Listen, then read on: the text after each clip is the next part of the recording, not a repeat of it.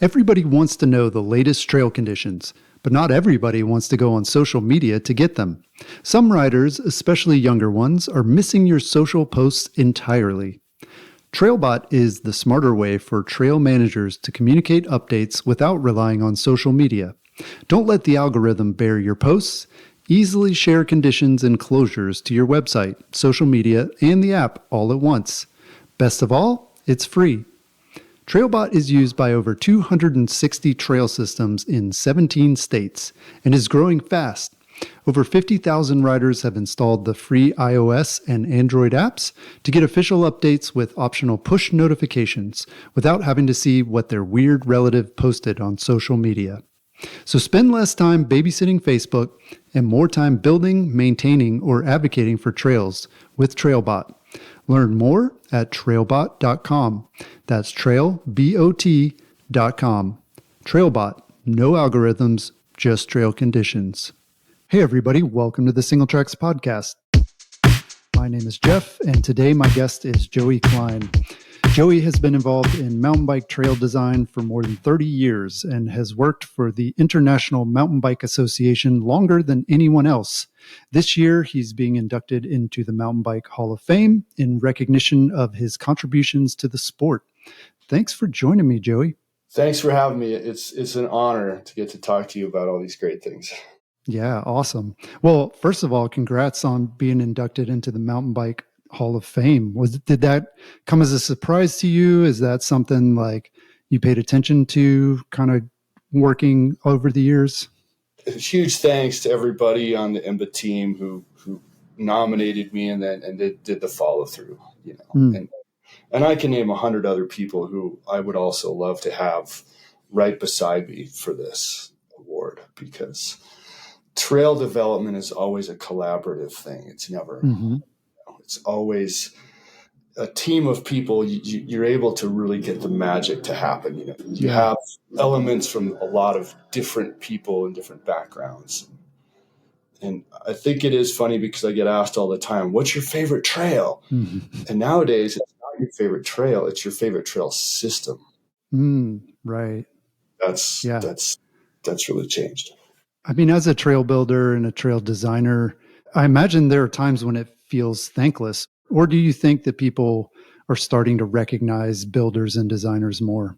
I've never felt that thankless part, because my role at IMBA has been very widespread. I guess, as a teacher, as a trainer, planner, designer, builder, helping maintain, and then the advocacy side. So I get to kind of wear all those hats. And I have to say, whenever you're the builder, you're kind of the last person there. And often sites are open to public and they're coming by and they're just like, oh, this is so great. So I've had so many thank yous, and so many great stories. Yeah, that's awesome. One of my favorites was, I don't know if you're familiar with the Bonneville Shoreline Trail in the Wasatch of Utah near Salt Lake City. But it connects, dozens of communities along this mountain range, and it's going to be several hundred miles when it's all done, single track. And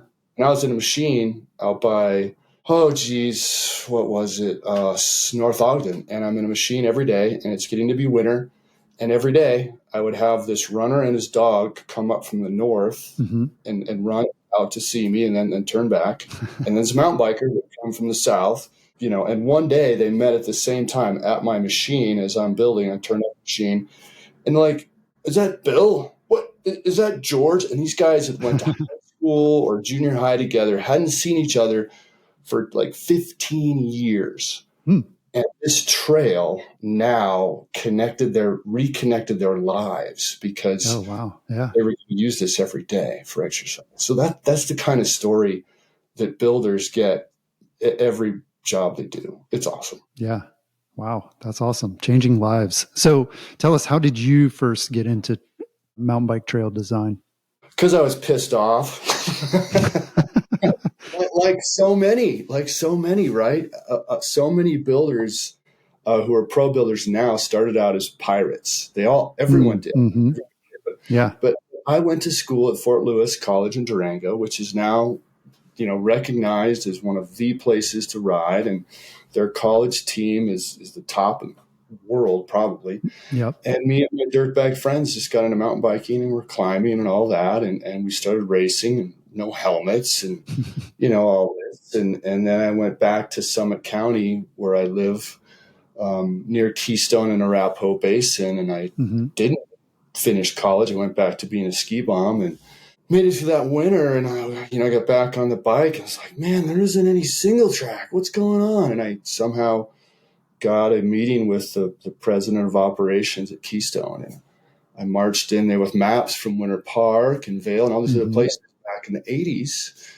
And I was steaming mad, because they were trying it, but they were charging money to go up the gondola to go down a road. I'm like, no, it's all about single track.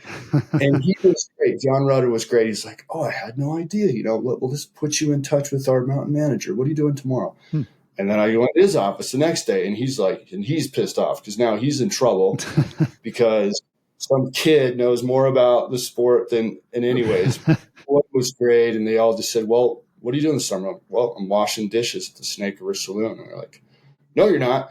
You're coming to work with us, and you're going to help us figure this out. And so we did a master plan of like 60 some miles, and they're still working off of it. And that's where the Keystone Bike Park sort of got its wings. And we were hand-built construction that summer, kind of piecing together a lot of old mining stuff, logging this and that, And right away it changed things because people were hopping on the lift, hopping on the gondola, and they were riding single track. And long time skiers and locals were like, oh man, this is so cool. I had no idea that this was here, these places in the summer. And then full circle, Arapahoe Basin, which is the big brother up the hill towards Loveland Pass and one of the highest skiers in North America. We just finished our 6-mile descent, and we're the highest berms in North America because you have to pedal up the mountain and you go down a 6-mile descent, and we have berms that are at 12,600 feet high. Wow. Yeah. And what a neat thing, 30 years later to go back to where it all started. Yeah, that's awesome. Well, I mean, it sounds like when you started out, you were high on confidence, but maybe low on experience. How did those trails turn out? Like looking back on it and like that plan you put together back then, like, did you know what you were doing? Like, did you get lucky? How were you able to even pull that off at such a early stage? Bit of both because it was bike park before they were bike parks. We knew we wanted blues and blacks. And obviously there was a struggle with, most of us pirate builders want to get right to the black diamonds. Yay. You want to build what you ride. Right. And we started out with a lot of blues and those worked out well. And then we really wanted some black diamond stuff. And luckily the Forest Service guy was just like, hey, if you're going to do a black diamond, make it a black diamond. Like, I don't want everybody to be able to ride this thing. This is fair people. And it did. And we called it Wild Thing. And within years, it eroded to hell. And they've had to redo it, wooden causeway it and all this other stuff. But it is a classic, So to answer your question, and then some of the greens that might have been too pedally for a downhill bike, easy to repurpose that just by making bank turns. So you can sort of pump through some of those sections. So yeah, anything that was true fall line was going to blow up. And then stuff on the contour will hold up forever. Yeah. Yeah. So we weren't that far off. Okay. That's cool. Well, so yeah, sticking to kind of the early part of your career, you were part of the Subaru-IMBA Trail Care Crew program for 3 years in the late 90s, early 2000s. And for listeners who are new to the sport and weren't around for that, tell us a little bit about that. What was the program and what did that involve? Well, this is something really dear to my heart because it's where I got my start, and it did change my life. It brought me out of my shell. And what the program and it went from about, I want to say 1997 to about 2014. And, Okay. don't quote me, but that's how long it lasted. Subaru was the main sponsor. And it was basically a guy and a girl get in a brand new Outback with mountain bikes, brand new Mac computer and a cell phone, and good luck. And you were pretty much out for the whole year, and you would do a different state almost every week. Wow. And they were 60-hour week. If you were awake, you were working. There's no doubt. And Subaru was logoed out. So anywhere you went, because long before anybody else had those, the decals on cars, and these things were done really well. Yeah, yeah. And so, when you came into a small town with that thing, people were just like, what is going on? The mountain bikers are here. Yeah, but what was funny is even the IMBA leadership team were like, they called it chimps in space for the early years, because you really never knew what you were getting into. And the role played was really putting land managers together with the mountain bikers, right? Okay. Because so often the mountain bikers were just out there doing their thing, and the land managers were like, oh my word, that was the last, whatever. And so it was like, let's get you guys together and let's speak a common language, and let's learn what our rangers and our forest managers are dealing with, and how can we help them, rather than, be off to the side doing stuff. And I mean, I think one of the best stories was Huntsville, Alabama, where, that mountain bike club went in there after a big ice storm, and they weren't even allowed to ride those trails, but it was the mountain bike club who went in and cleared up all that deadfall to get those trails ready for a running race. And that's the kind of thing that was going on in the late 80s, early 90s, of where mountain bike clubs were doing so much to just try to get in, and so that's a lot of what we were doing, and we might have had to soft pedal a bit as far as the sustainability side, more than the rideability side, but that's what got us in. And then every year things would expand and get to be bigger and better and all that. Yeah. But it was always balance. Interesting. Well, I mean, it sounds like you're kind of connecting, like today, where we do have relationships with these land managers, and like there's a much better understanding of what mountain bikers want, like what we're capable of doing in terms of like giving back, all of that stuff. I mean, was that kind of laying the groundwork for that, would you say? Yeah, 100%. And I mean, the Trail Care Crew, and so what it was, we had two sets of couples. And in the early days, we'd have a couple who was more based in the East, because they understood those forest types. And after they were on the road for a year or two, they knew all the different club members, so they had relationships.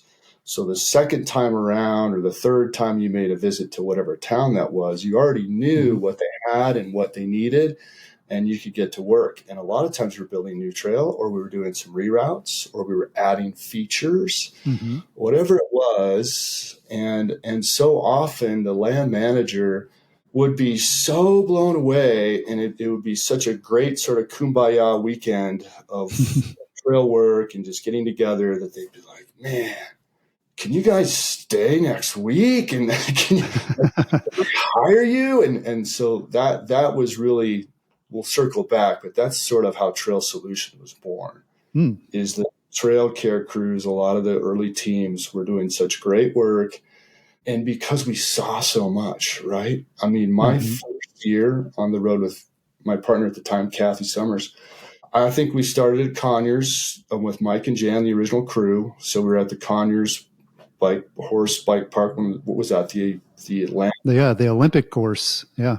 Is that 96 or 98? What year did they? 96 Olympics. Yeah. There you go. So that's where we learned how to do maintenance work.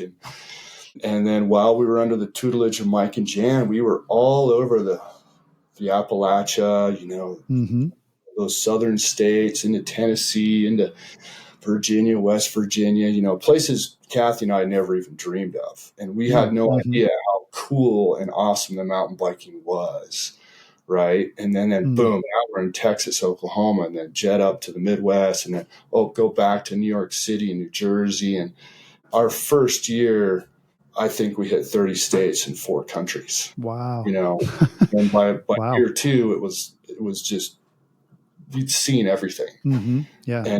And our first year, we were even invited to Wales and Scotland, France and Italy, and Mexico City. Wow. And so we would learn all these techniques, such as armoring, and which was kind of a technique for the wet, mm-hmm. but it's like, hey, we can take this back to Sedona, where it's just sand or it's super steep, and we can use armoring techniques, and we can pass that technique on that we learned to somebody else. Yeah. So all of our books, we're at 5 or 6 books now, and those early books we didn't just make the shit up, right? It was very much, we learned from all these great people around the world, and we passed it on. We put it in books. Yeah. I mean, it sounds like the program then, I mean, it was super effective in terms of like making connections and gathering data and learning and all of that stuff. I mean, do you think is a program like that? I mean, you said it ended in like 2014, 2017. Is that something that would be effective today? Or are we like, is mountain biking kind of past that where we don't really need to do that as much anymore? We need to do some different stuff or a new approach?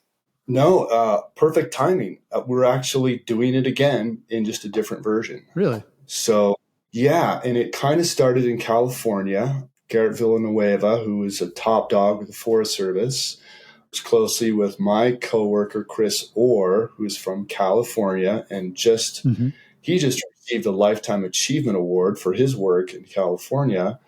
And so we have an agreement with Region 5 where we teach trail care schools to our Forest Service friends and partners all over California. And we'll be doing 20 this year.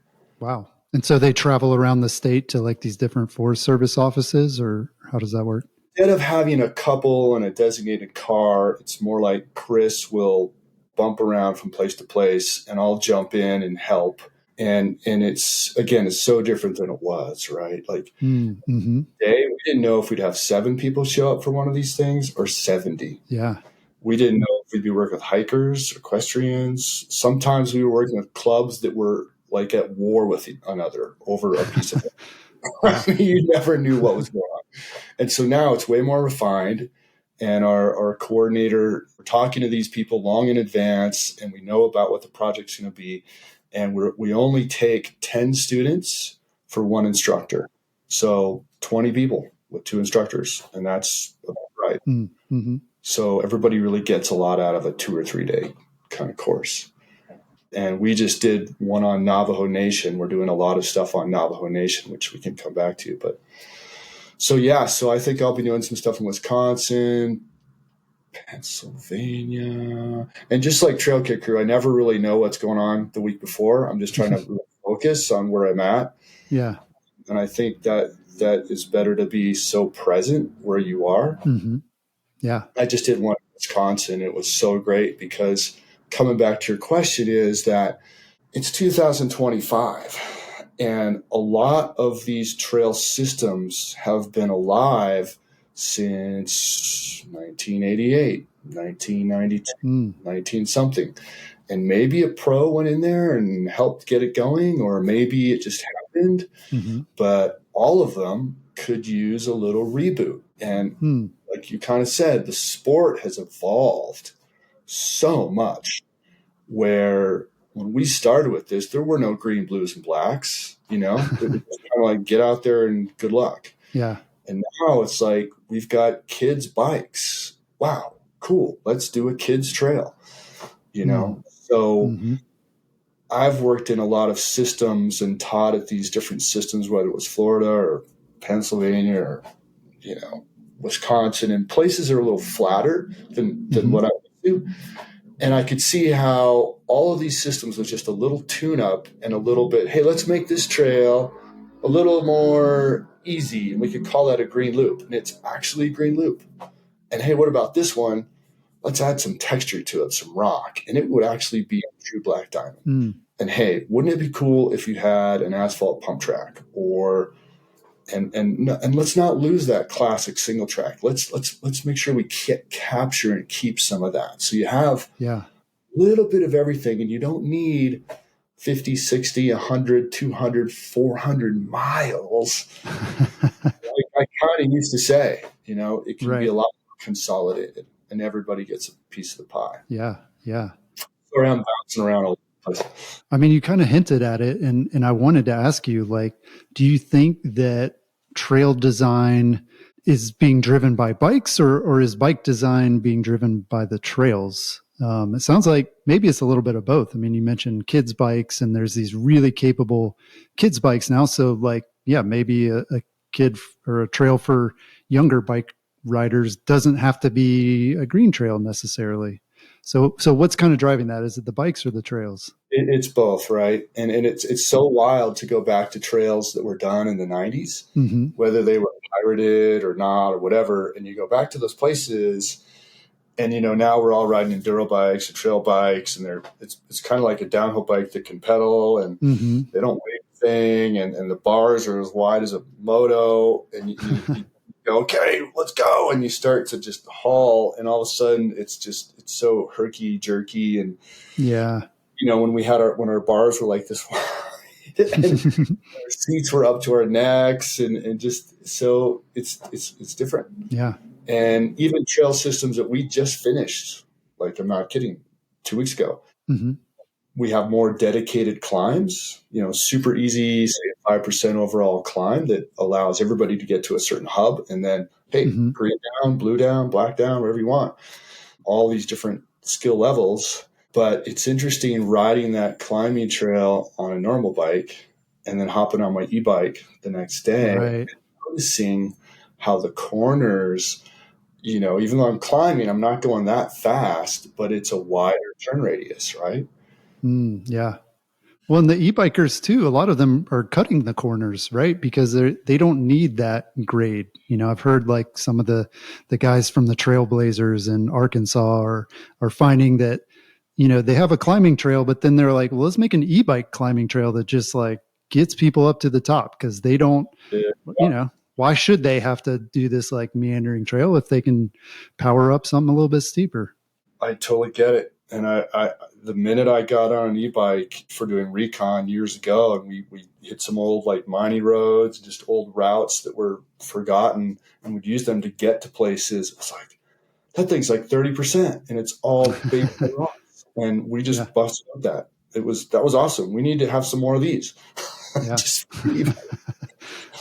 it'll be part of the formula, It's just, how do you maintain those steeper fall line trails? And I think if you're just going uphill and you can manage the water, it might not be so bad. But if you're hooning it down those things, you're going to see that stuff fall apart.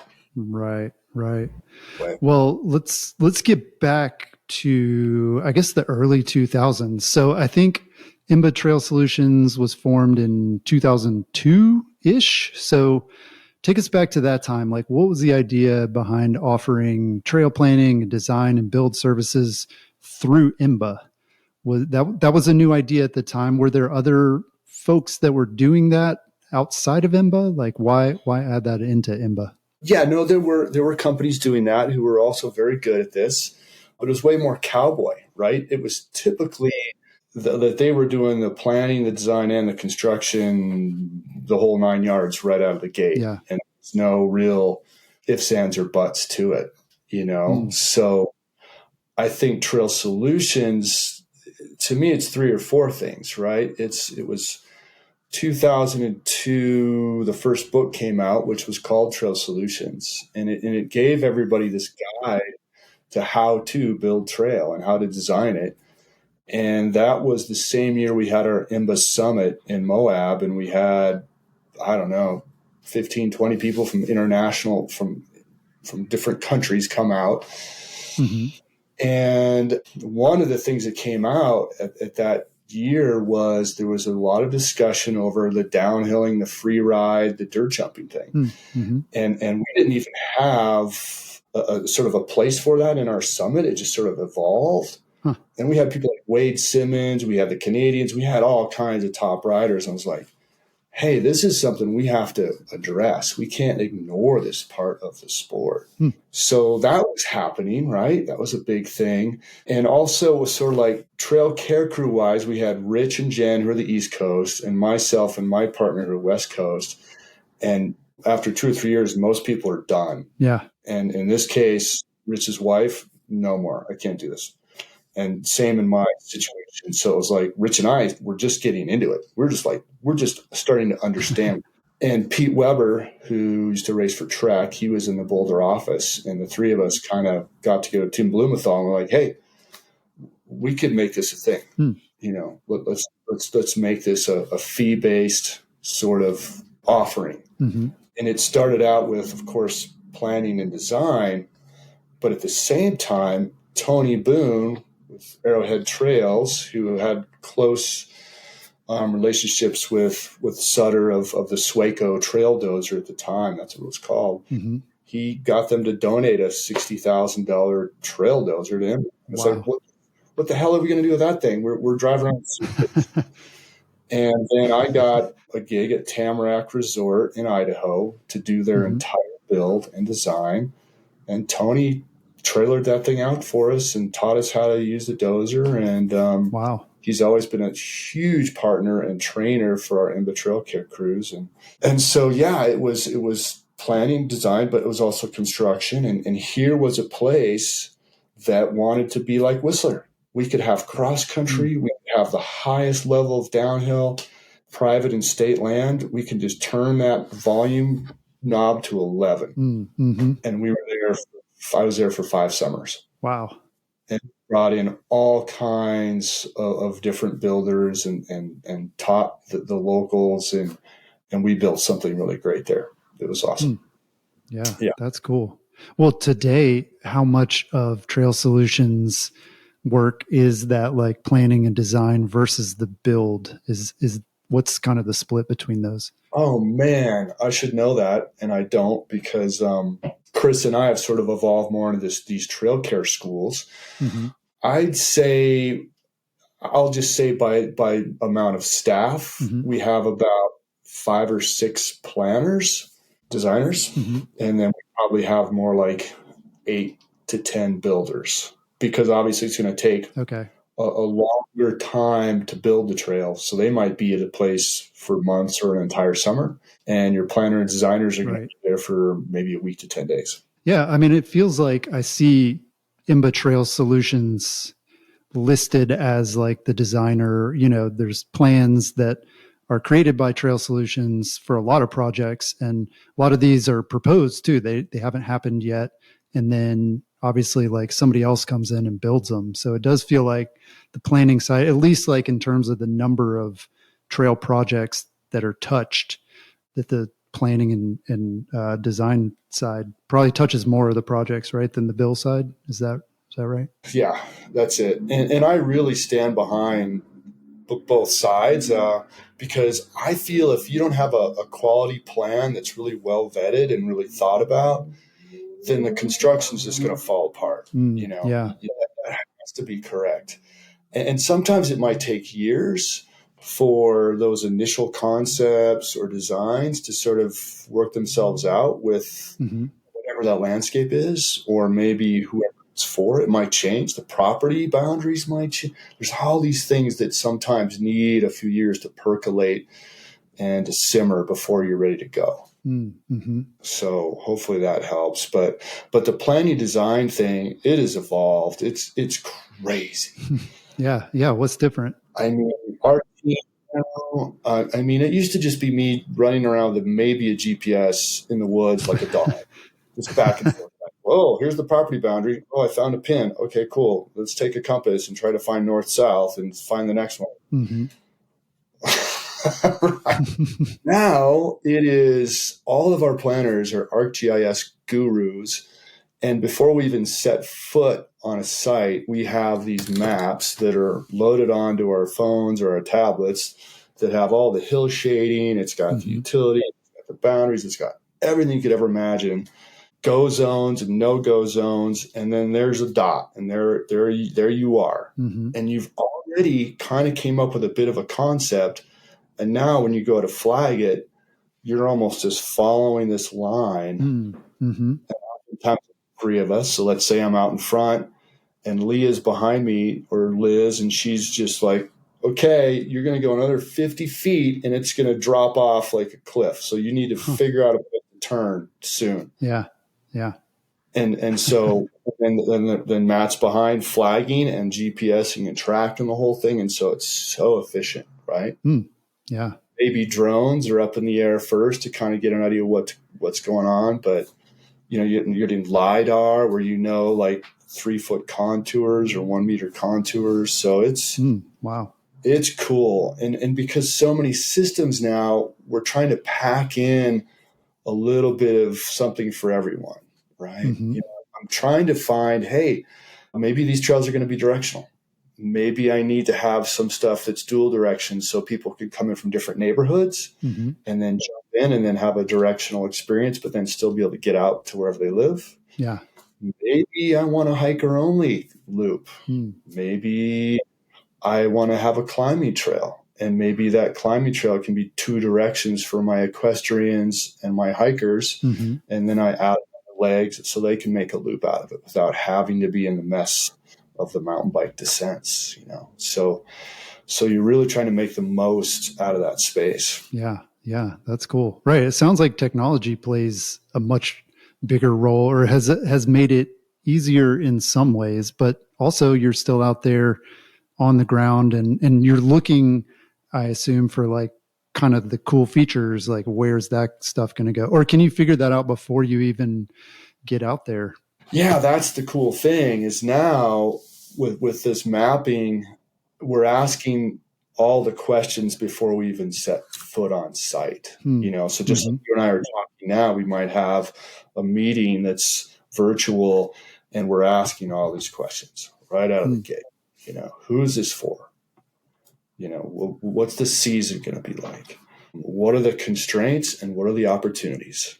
Do we have wildlife concerns? Do we have archaeological concerns? It is never like, oh, you've got 5,000 acres, go nuts. It's like you whittle it down to where there's almost nothing left, because we are really trying to, well, we're not trying, we're doing it. We want to respect nature and those who've come before us. And so, yeah, that's a lot, but that's a big part of it. So, and again, it is really cool that we're kind of going back to these trail care schools, kind of going back to that, is that now that we've done so many plans and designs and seen trail systems evolve from nothing to something, we can go into almost any trail system and go, if you just had this, wow, it'd be just that much more beneficial for the whole community and maybe for your peers. Yeah. And so a lot of these smaller systems I've seen, let's say back east, where it might just be a 12-mile system.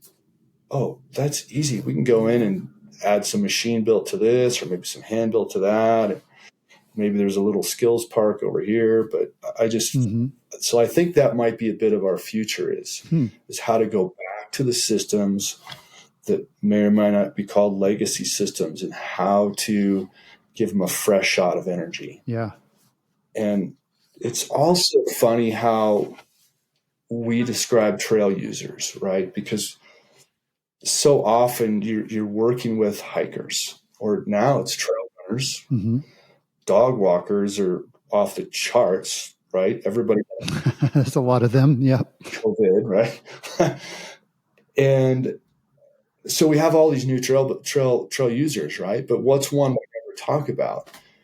And that's trail builders. Mountain bikers are psychos about wanting to go build new trail. I mean, we're just nuts that way. More than anybody else, really. Yeah. Why do you think that is? Well, because you're not just traveling through, you're caressing this land with your tires, whether that's a bermed turn or a roller or trying to pop off this rock and land on the backside of something else. You're just looking at it all the time in a way, that maximizes that experience. And so there's a love and a care that goes into it, and you're working with your hands, which it's part of being human, right? Yeah. So it's almost like when I'm doing a plan or a design for something new and big, I have to leave some placeholders for some hand-built, or perhaps where the local volunteers would team up with our build teams or whoever else might be doing the build, so that they're part of that. It's not just somebody came to town and you spent $1 million and you just built this thing and then they walked away. IMBA is very much about, the Trail Solutions way is we're going to do this together and we're going to teach you how to fish because yes, we are going to leave, but we want to have that you can take care of a good chunk of this.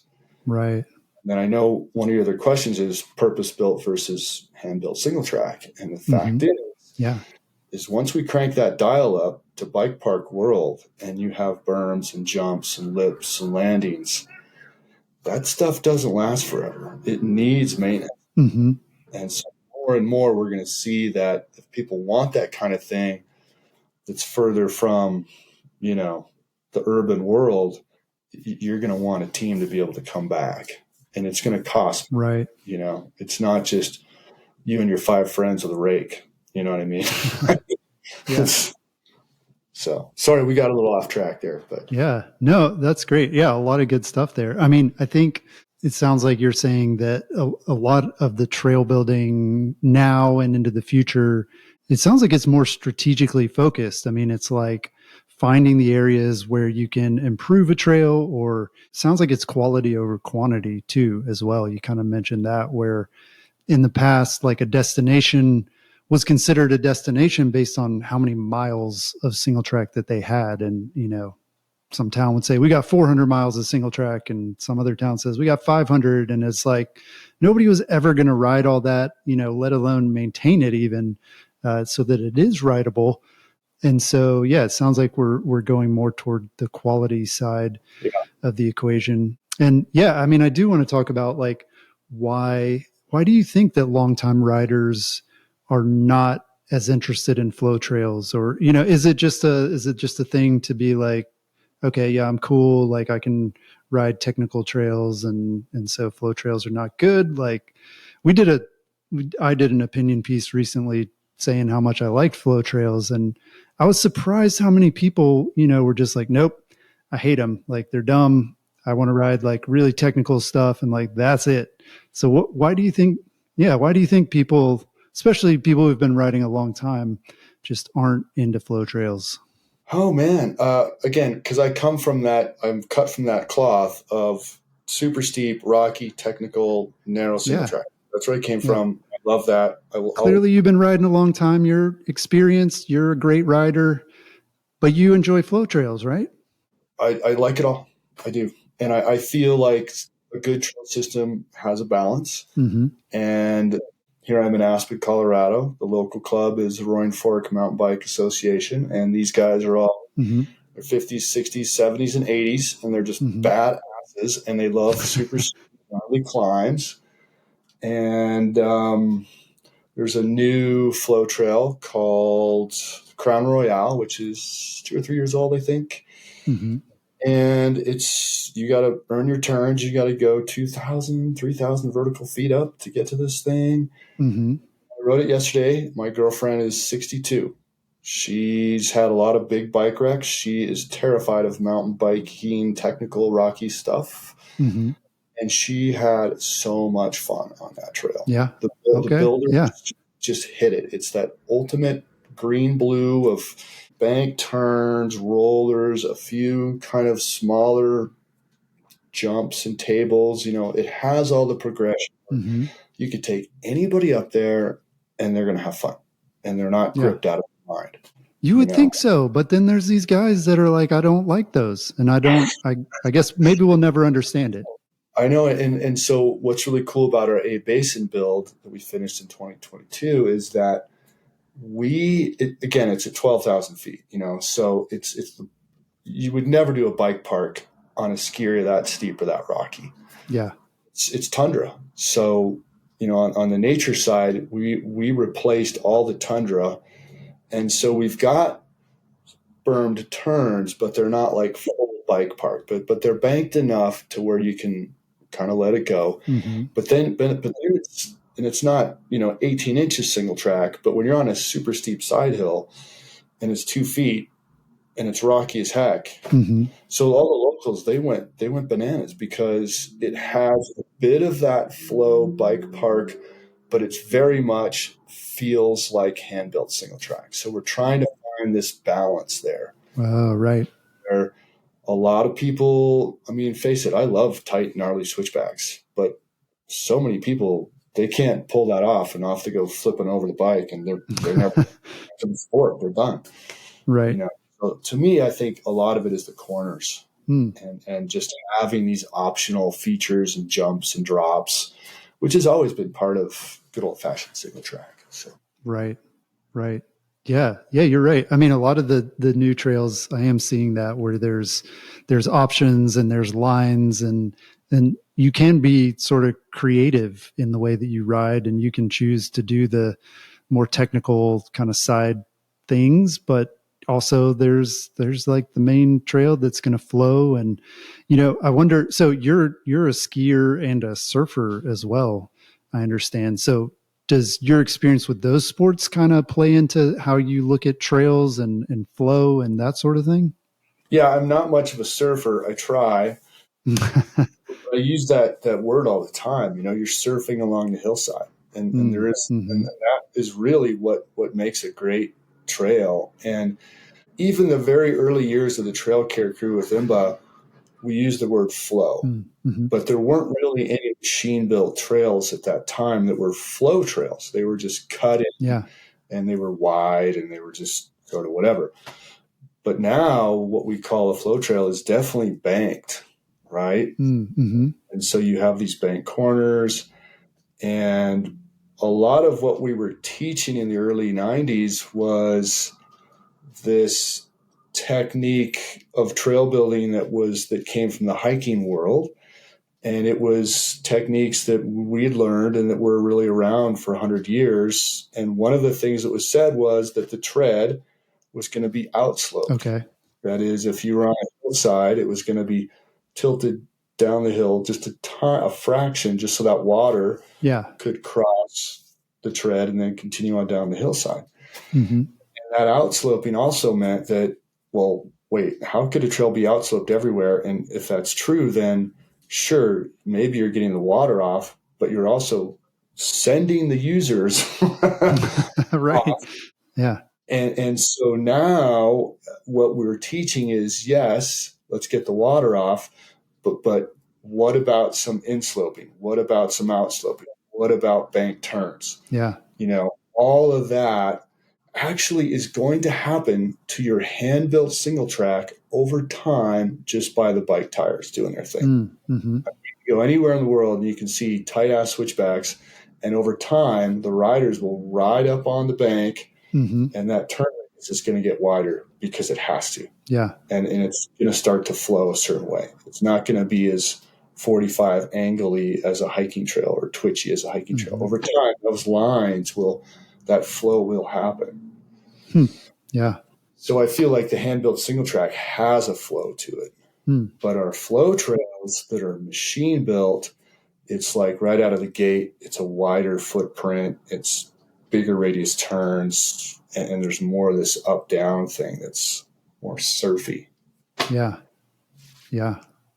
That's a great explanation. The other thing too is, and I love hand-built single track, but how are you going to get that many people to build how many miles in how much? Right. So there's kind of that too. So it's like you want to sign up for that. If you do it right, it's going to take a while. Yeah, there's a lot of dirt to move for a lot of those projects, I'm sure. And I think people who have been riding a long time recognize that we're building more trail now than at any other time, especially purpose-built trail kind of in the past. I mean, would you say, is this the golden age of trail building? Are we kind of at the peak, or like how would you characterize kind of where we're at right now in terms of building trails and building quality trails?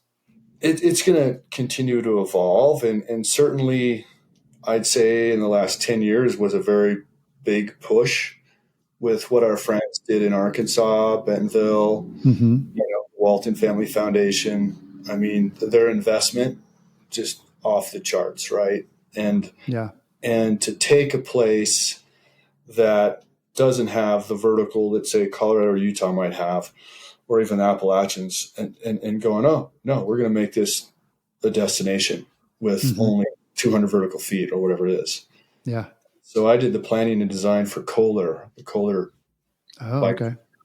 And it was very intentional. Like one side should be for maybe the family type riders, more green blue world. And then wow, look at this side. It's all super cool, rocky. Let's keep that for more of our intermediate, expert, advanced. And builders they just took it to the nines. They just, because I intentionally wanted to have a hub where you would have a little bit of vertical rise. It would have to be artificially brought in, whether it was dirt or a $90,000 sculpture that you can ride. Yeah, a massive ramp. Yep. And so that certainly what a golden age that is and was and will continue to be. And I think other countries are just getting into this whole thing. Australia, obviously.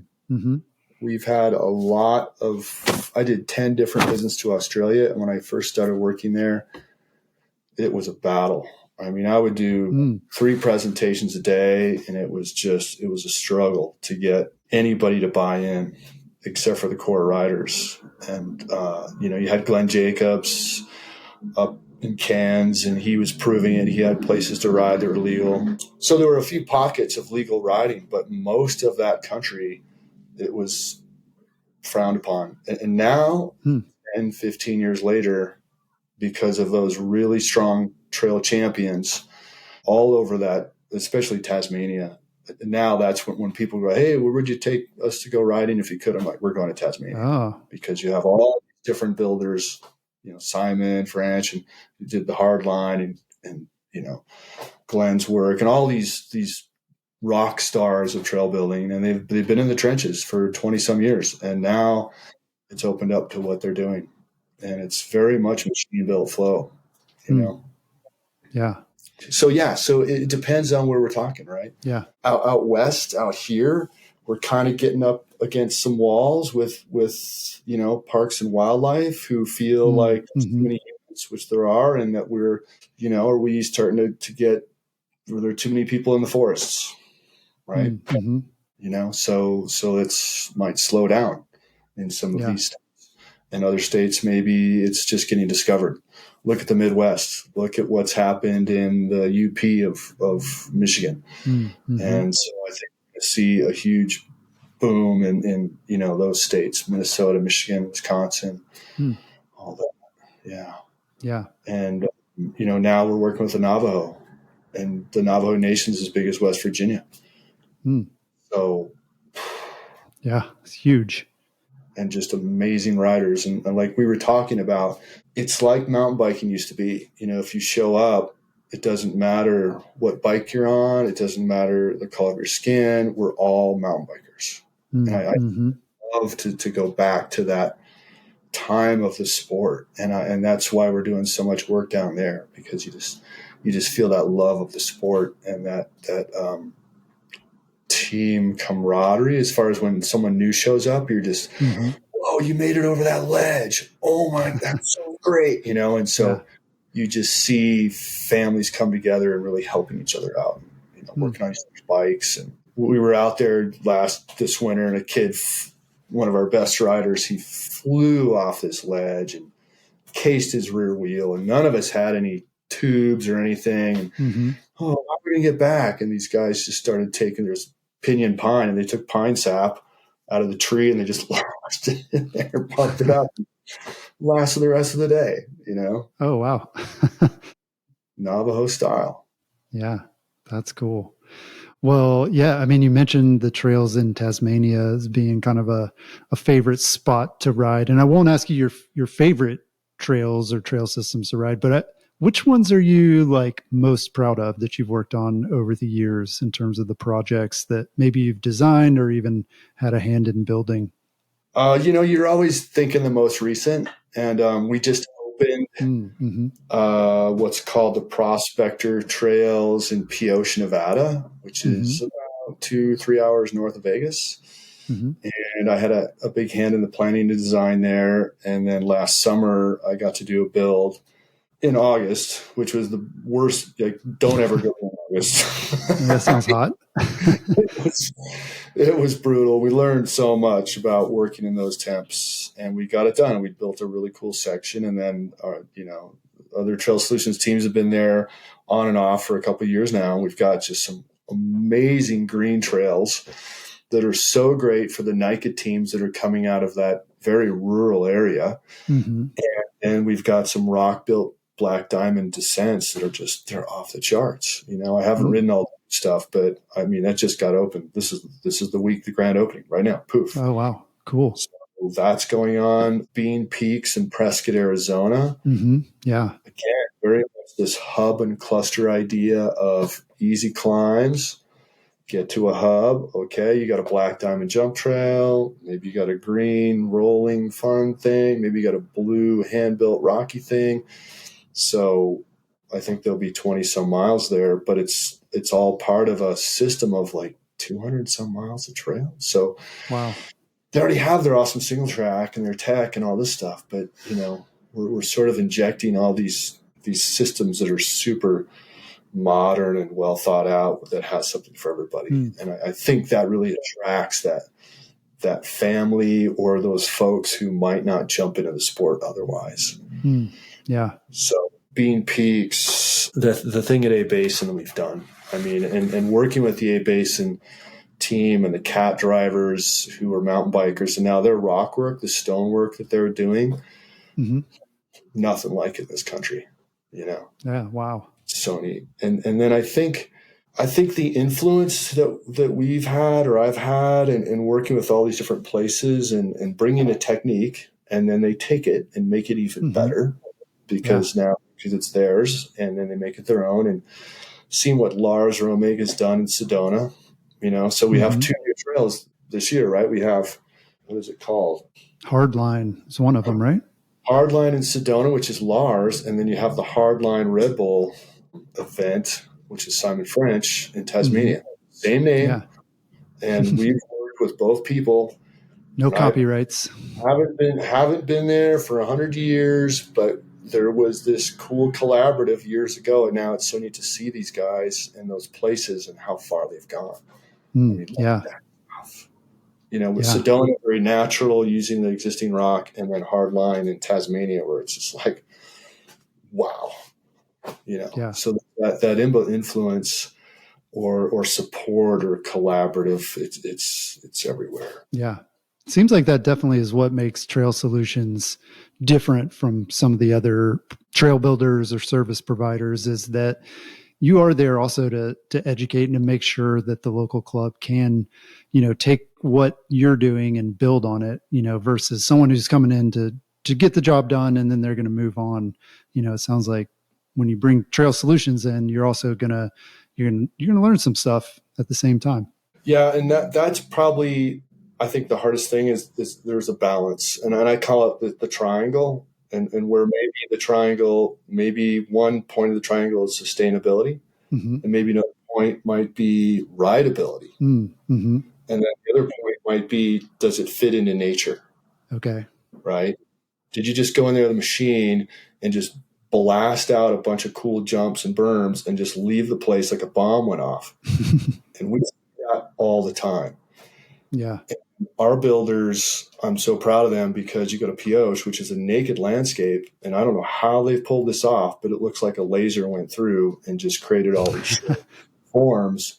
Yeah. And when our BLM land manager or their uppers come to see what we've done, they're like, wow, how did you do this? Right. We've never seen like it. And so, yeah, because you got to get the dirt from somewhere. And, as a rider, we don't really think about that. But, I was asking a trail builder over in Alabama about this. They had this new trail with like some big jumps and rollers. And I was like, where did all that dirt come from? Did you guys like bring it in? They're like, well, no, I mean, you didn't see it, but we got like a hole that we dug, over here and we moved it over there. And so, yeah, it's complicated. It's not easy to do at all. And that technique we now call, or I came up with the term lift and tilt. Okay. We didn't invent it. The first time I saw it was what Gravity Logic was doing up in Whistler with A-Line. And you go ride those, like these massive tabletops and berms. It's like, where did this come from? And, there's all these different groups but now it's been accepted worldwide. And what it is you're making these borrow basins and you're putting all the woody debris that you might otherwise encounter or have to spread out somewhere. Instead, it's going in the ground. And then you're making this nice basin, and then you're capping it with all the good organics. And then you've got all this fill to create whatever. Right. So now when I'm doing these trail care schools and I'm working with a hand build crew, it's like we can do a smaller version of that just to maybe elevate that trail so that it drains. Yeah. Maybe we don't have to reroute the whole thing because we can just do some lift and tilt. Now we're just doing it by hand, but it's a way of continually teaching that there has to be drainage. And the really good trail builders out there, and they understand, yes, we want to put you in the air maybe, and maybe we want to give you this great turn, but where's that water going to go? And what about these big storms that happen all the time now, Right. Yeah. You gotta have a plan for that, for sure. So I want to ask you, what is, as riders, as people maybe who don't build trails, or maybe they build trails but have no idea what they're doing, what's like the biggest misconception that riders especially have about trail design? What's something that would help us as riders to understand? Oh, a lot of it is just getting that water off. I think we all love the speed, if it's a descent, we want to hoon it. We want to go fast. We all like berm turns. So it's get that water off where you can. I think you have to go in there with a respect for nature. And that's what I love about working with the Navajo is even the kids knew all the plants. They knew it was sacred to their people. And so they weren't just going in there hacking away at stuff. Yeah. There was a lot of respect to like, okay, whoa, that right there is something we need to protect. So we're going to have to think about, can we scooch this thing over this way? Yeah. You kind of need to know what you're getting into out there. That's part of it.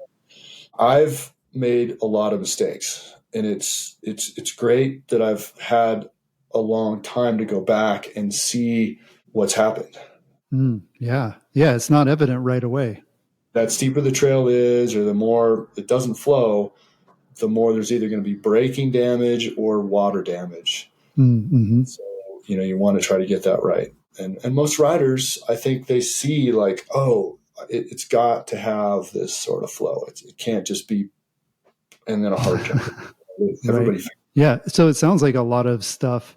I mean, I don't know if riders think about that sort of thing, that obviously trails are not designed 100% to just like entertain us. They also, like you said, they have to be sustainable. So it is that balance.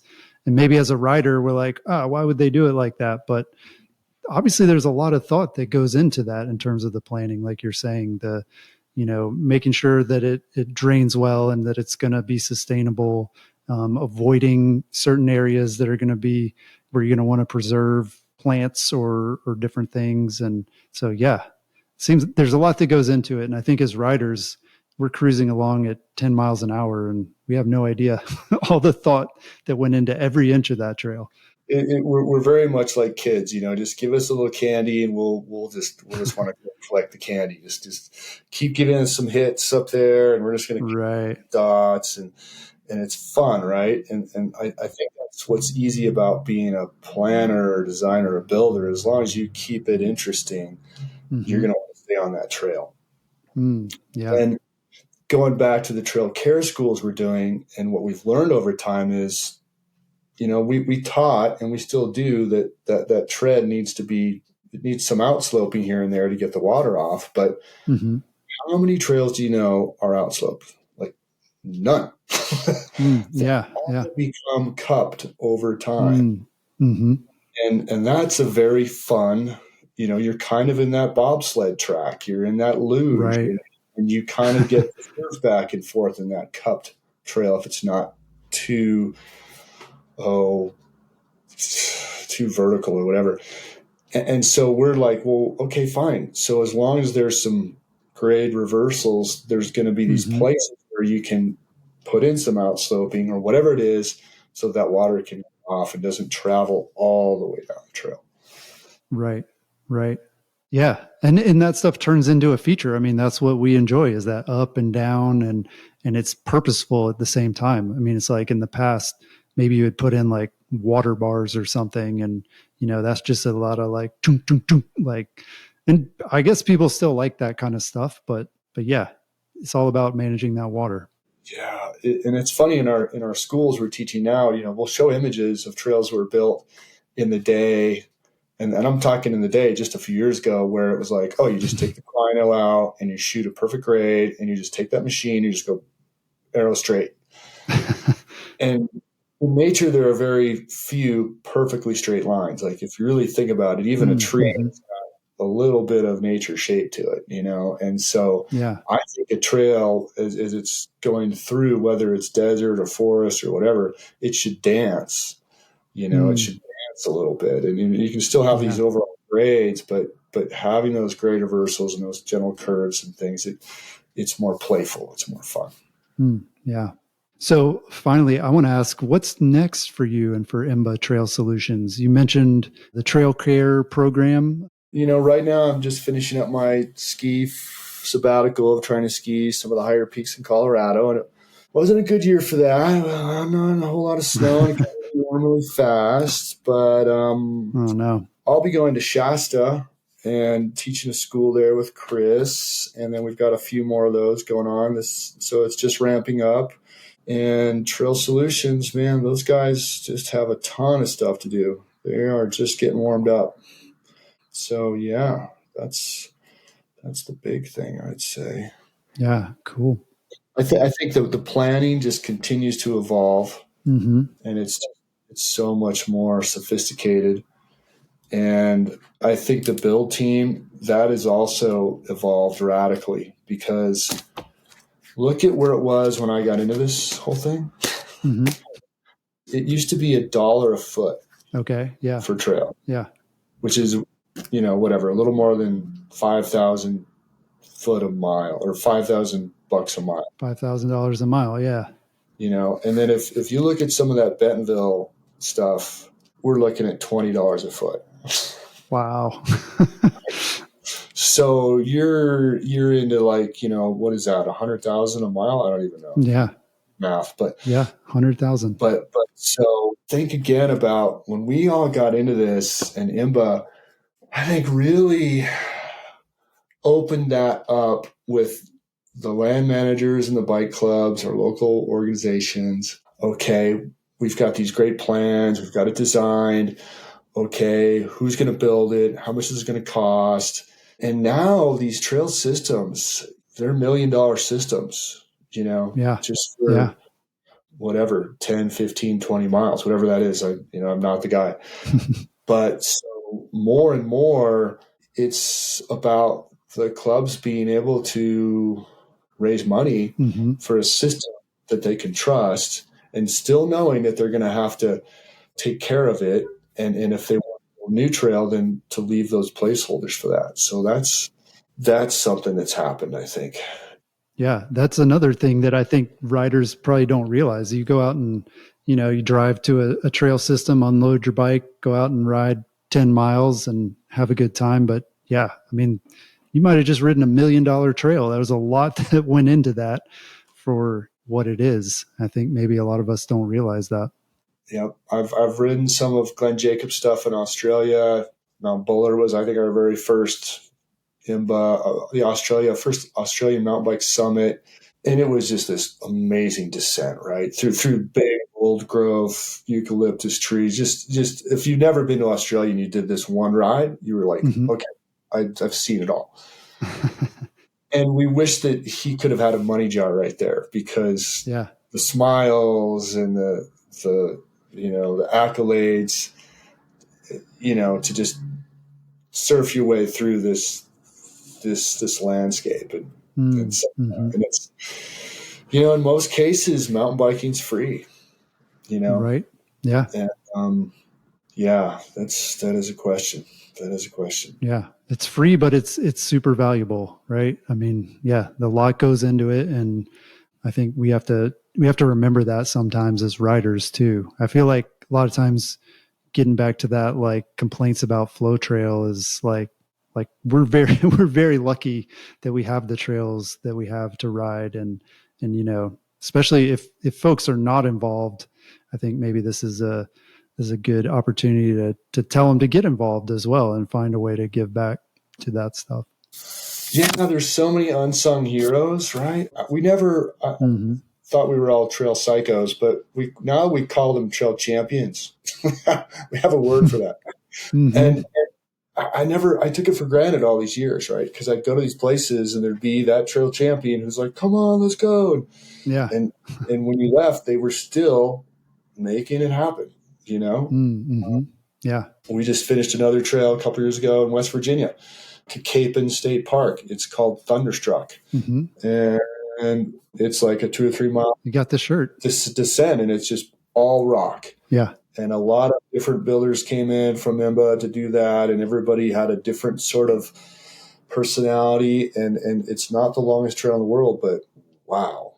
And it's because of those trail champions, who lived there and said, we're gonna raise the money, and we want you to come in, and the design is here, but we want to make sure that the follow through is there. So everyone who's listening, every trail you've ever ridden, there's somebody responsible for why that's there and how it's there. And if I think of smaller parcels of land, in the urban world, in the urban interface, front country, let's say there's a forest or a lot, whatever, and you live next to it and you walk your dog across it, and you do that twice a day. Pretty soon there's going to be a trail there. Yeah. Right. And let's say that's private property, but you and your neighbors walk your dogs or go for a run or go for a walk, whatever you do, and there's a trail down there. But nobody said it was okay. Yeah. The minute a mountain bike gets out there, what's okay? Whoa, what's going on?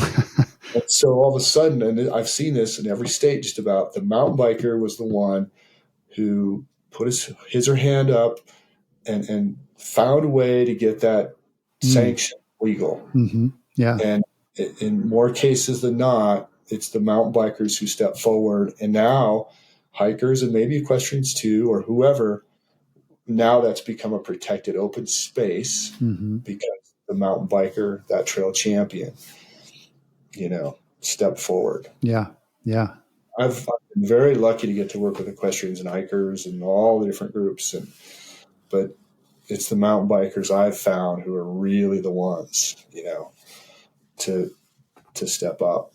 Yeah. And then there's so many land managers who've stuck their necks out for something they didn't even understand because they believe help the community. Yeah.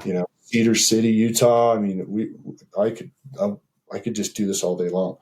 There's so many places where our land managers really did all the work, and nobody knows how much they did. And then there's those planners and designers who were in an office and they're doing all this on a computer and you never see their faces. And they're the ones who really got it to happen. And then again, the people that went out and raised the money. Yeah. Yeah. It takes so many to get trails built. And, I think, I mean, we're so grateful that you've been at it this long and have touched so many projects. Really, really awesome to hear about that and to learn more about how trails get built. So, thanks for taking the time to chat and for doing all that you do. Silverton, Colorado, folks. Summer just hit there, and we designed about a 20-some mile trail system there. And I think the first 10 or 12 is opening up right now. Yeah, and it'll awesome. Be cool. It won't be too hot, so that's a good one. Yeah, always so many great new trails coming online to check out, and keeps the sport exciting. So yeah, thanks. And we'll definitely be watching to see what's next. Yep. So if you want to get more information about IMBA and IMBA Trail Solutions, you can go to the IMBA website, imba.com, and we'll have that link in the show notes. That's all we've got this week. We'll talk to you again next week.